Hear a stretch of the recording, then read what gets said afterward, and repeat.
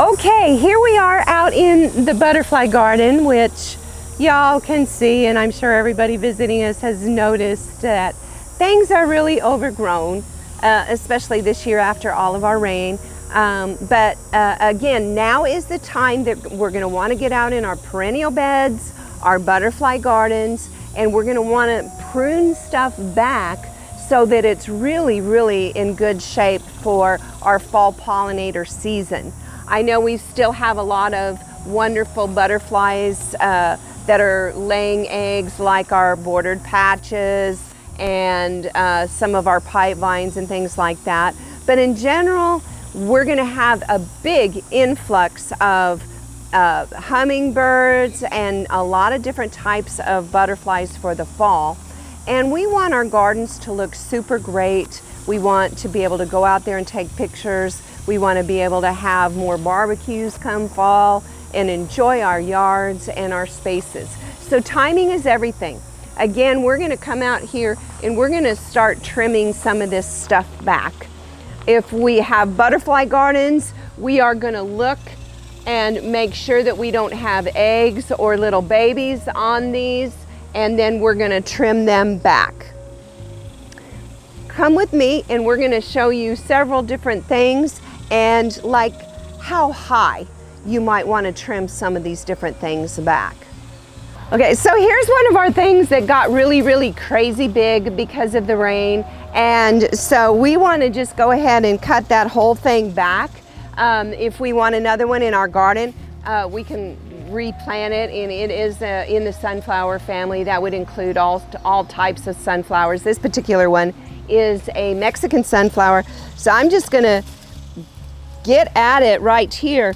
But I have a question. Robin. Yes, ma'am. You were telling me about some of the garden areas. Yes. What have you all been seeing? Well, for this morning, for instance, we saw 2 asps. At this time of year, and because of all the rain that we had, it just seems that they are kind of overpopulated. So everybody just needs to be really careful when you're in your garden. Make sure that you're wearing gloves and possibly long sleeves if you can. Because there are all sorts of bugs that sting, and scorpions are out, you know, lots of things. So if you find an asp, you're going to need to make sure to pick it up very carefully with gloves and step on it. That's really the only way you're going to be able to get rid of those things. Thank you. Thank you. So we're going to just chop this off.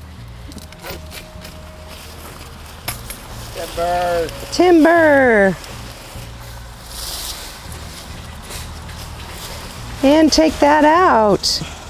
So on this Mexican sunflower, it got way overgrown and it wasn't giving us any blooms, I believe, just because of all of the rain and not enough sun.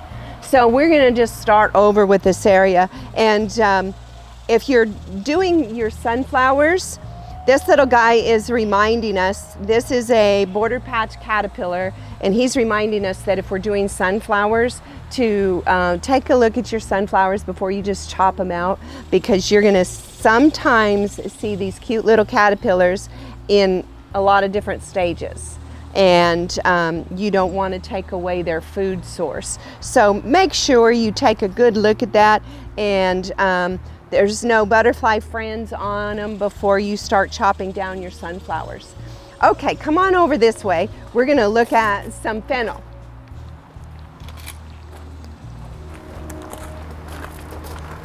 So fennel is one of those really neat plants that keeps on giving.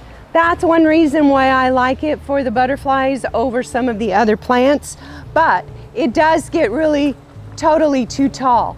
So what I'm going to do is, normally I'm not going to take that plant unless it's dying back to the ground. I'm going to take this back to where it's branching very nicely, and that way it's going to keep on growing, and I'm going to still have lots of food for my butterflies. I'm going to look through here and make sure I don't have any caterpillars or eggs, and there's a cute little caterpillar right on the end. So all I'm going to do is take him and I'm going to rehome him. Hey, let's go over to a couple of other plants and then we're gonna take a look at how we might want to trim those back. Okay, so this is a perfect example of one of our perennials that needs to be cut back. With all of the extra rain that we had, some of these things kind of rotted off. So this right here is dead, but most of our plant is actually starting to come back over this area.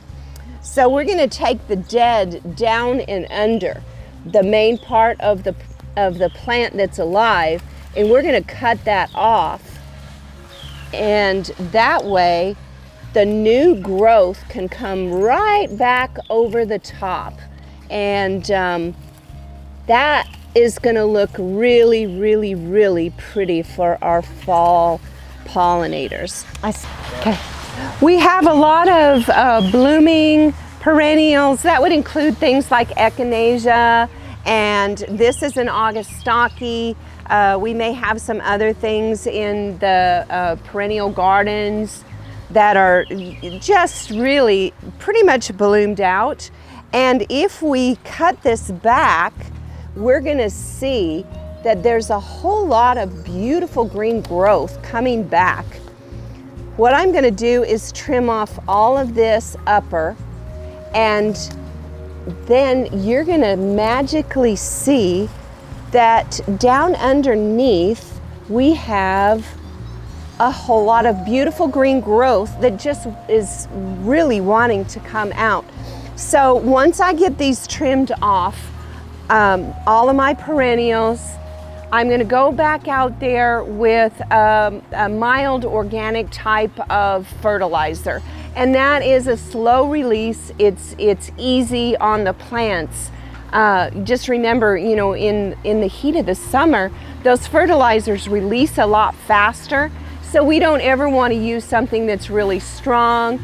I steer away from a lot of the synthetic fertilizers because that heat will have them releasing a little bit too fast. But something mild and organic, like maybe one of our growing greens, Texas tea, something like that, we're going to sprinkle a little bit around the top, and we're going to go ahead and water that in. And that's going to bring all of this back into bloom beautifully again for our wonderful fall gardens. Let's go take a look at a couple of other things.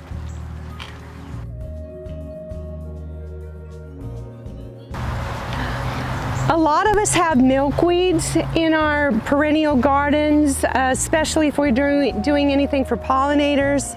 And mine, how tall is yours? It's pretty tall. Yeah. Tropical, yeah, it's gotten Really tall. So if we don't, let's just talk about what happens if we just leave it. So first of all, for the health of the butterflies, I like trimming it back. And second of all, it's gonna just finally bloom out. And a lot of times it's going to get bugs because it's so tall and it's kind of stressing in the heat. But again, if we come back in and we take these down, they are going to branch out, and we're going to have a whole lot of new growth come fall. And depending on your garden is how tall I am going to leave it. These have grown really tall because they're in a raised bed. In my in-ground garden, I chop them off probably about 5 to 6 inches down. Here I'm going to leave just a little bit because we still have tons of pollinators, but in my garden at home, I'm going to chop those all the way back. Give them some fertilizer, and very quickly they're going to be rebounding, and there's going to be some fresh food for the fall monarchs, for our queens that will stay all summer long. Also, our native bees love these. Some of the hummingbirds love these. So we want them to grow back really fast for all of our pollinators. Let's go this way, look at something else.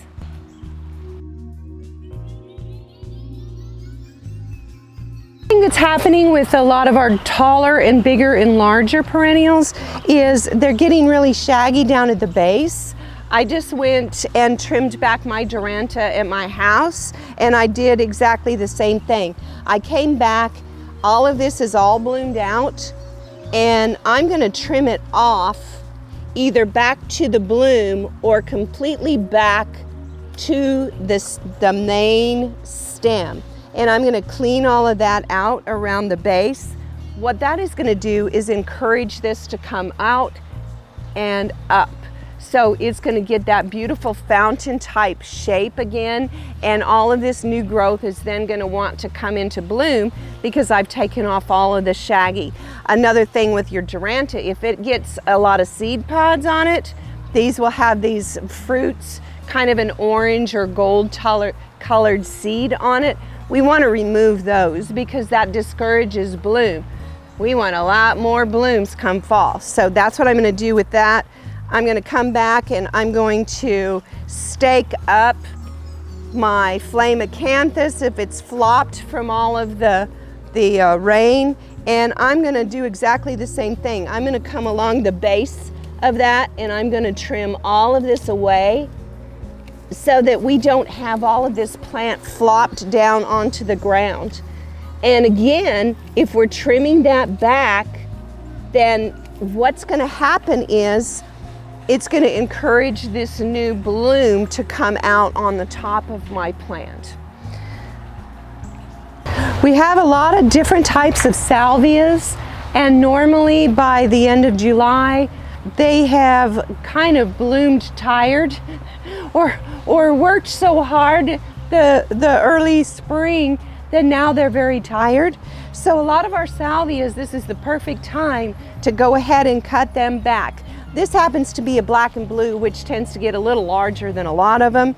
And depending on my bed and how much it's starting to come back in the lower area is how high I'm going to trim it back. So in the springtime, I trim these all the way down. I'm like 4 inches. Right now, I'm not going to trim it back that hard because I want it to come back fairly quickly and be beautiful for fall. Now, another thing I want you all to see is inside here, we have a lot of fresh growth that is trying very hard to come up and bloom. So I'm going to trim these right above the node where it branches. This is what we call a node right here, and it will make a new branch. You can see a brand new one coming right here, and it's got buds on it. So we're going to trim right above that, and that will bring that back very, very quickly. So I'm going to go through my whole plant and I'm going to cut all of my branches back somewhere around 6 inches to about a foot, and then that whole thing is going to be trimmed back. On your smaller salvias, like your Greggis and some of the other, like Victoria and a few of those smaller varieties, we're going to take somewhere around about 1/3 of that plant off. Then again, we're going to go back with a very mild fertilizer like a Growing Green or a Texas Tea, and we're going to lightly fertilize that area and water it in. And very, very soon we're going to see those plants looking very, very pretty for fall. Lantanas are another one that is a perfect time to trim those back. We'll talk with you soon, and thank everybody for joining us. We love you guys. Bye-bye.